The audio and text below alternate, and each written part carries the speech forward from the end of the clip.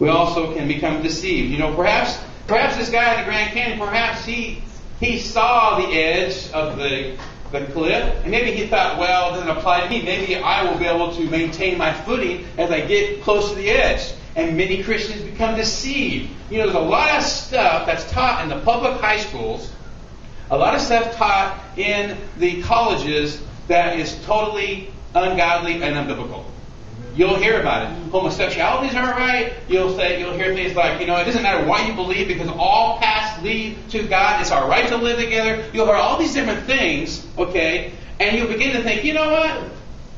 I'm going to believe that now. It makes sense. You know what? Everybody's doing it. I'm going to go ahead and do it anyway. The whole world's doing it, so the Bible can't really be right. It was written over 2,000 years ago, and it's just a book anyway. So you know what? I'm just going to do what I want to do. You're being deceived. I guarantee you. Many people are deceived in the church, I think.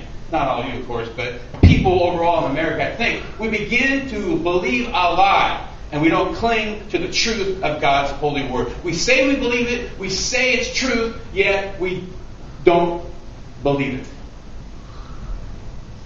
And again, that's none of you, I know. And then lastly, perhaps this guy, being from France, maybe he could read English.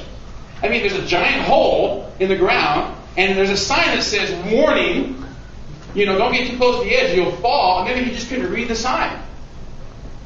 Different language.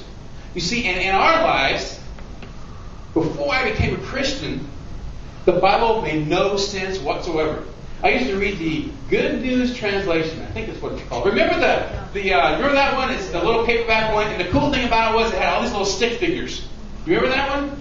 I remember Jesus watching the feet of somebody else and this person, being healed. And it's always stick figures. I thought it was so cool. I used to read through it. I thought, this is a great story. But you know what? It didn't really make any sense. None of it made a whole lot of sense until the time I came and confessed Jesus Christ as my Lord and Savior. And as soon as I did, I tell you, as soon as I called upon Christ as Savior, all of a sudden the Bible made sense. Not all of it. I can't explain all of it. But you know what? My eyes were open. People tease and they say, oh, I saw the light, or I saw the light. And they tease about Christianity, But that's the truth, isn't it? When you came to faith in Jesus Christ, didn't all of a sudden the scales, like Paul, have been removed from your eyes, and all of a sudden the Bible made sense? Like, wow, this is what it meant. This is so cool. I can't wait. You'll tell everybody. Do you remember those days? So, what's interesting about the story, the most important thing, I think, about the story, this was actually part of the article. I'll read this for a moment. It says this.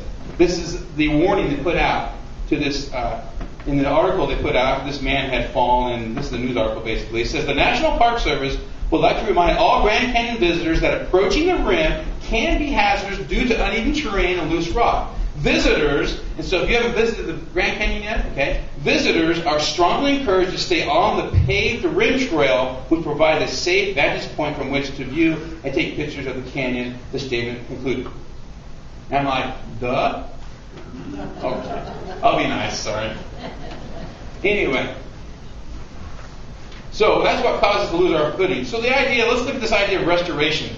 What is restoration? That's what Paul says. Brethren, even if a man is caught in any trespass, you who are spiritual, restore such a one in the spirit of gentleness, looking to yourselves, lest you be tempted. This idea of restoration, what is it? Michelle and I used to go shrimping in South Carolina. Have you ever been shrimping before? No one's been shrimping? Oh man, you guys are missing out. Anyway, you have a net and you cast it out, and then when you cast it out into the shrimp, herd, I don't know what it's called. Herd of shrimp, I don't know what you call it. During the high tide. Well, during the high tide, and you throw your net out and you pull the string, and when you pull the string, of course, it draws the net closed, and you have the shrimp, and they're snapping, and anyway, you put them in your bucket, and anyway, later you go home and you have shrimp. It's cool, it's nice, it's good, fresh. Sometimes, not very often, but sometimes the nets will get tangled. Well, quite often the nets will get tangled. And sometimes, they had the salt water, and we wanted to make sure they were cleaned. So what we did is we took the nets home, we'd make sure they didn't need to be mended, and we would clean them, and we'd fold them back up for use for next time. You see what we were doing is we were restoring our nets. We were bringing them back to our original position that they were at. And that's what restoration is. When somebody comes into our church, And they come in, and perhaps they've gotten involved in sin. They need to be restored. And what we do is we take them, and we'll talk about this in a minute, but we take them and bring them back to their original position where they were at Jesus Christ. I mean, really, that's what we should do as a church, is to love people enough so that we can restore them. And that's the idea of shooting our wounded. We don't want to beat people down who come here. They need, many times, to be restored. And that's our job, because this is an imperative. You know what an imperative is? It means this is what you need to do. Like when your parents tell you to take out the garbage. They're not asking you, they're telling you. And that's an imperative. Okay? So anyway, it says this. You who are spiritual, restore such a one in a spirit of gentleness. So that's what that means. I'm going to talk about this idea of judging. Okay, this is important. The idea of judging. What is judging anyway? We know that Jesus said that we're not supposed to judge one another. You know, do not judge, lest you are judged also. I want to tell you something, okay? There is a difference between judging and calling sin, sin. Okay? What we are not supposed to do as Christians is look down at each other, thinking to ourselves, I am much better than that person because I have not done that. And that's what happens in the church. Somebody comes in that we know, they've been involved in sin, and we all know it, and they're coming to be restored, and we look at them like, look at that person. They have sinned. I'm glad I'm not like them. And we begin to look down our nose at them. That's what happened if you look at Luke chapter 18. Okay? Remember when the Pharisee was praying and he's at the temple? Remember the story? Look it up later. He said, Lord, I'm glad I'm not a swindler. I'm glad I'm not unjust. I'm glad I'm not an adulterer. Like that poor man over there. And here's this poor man.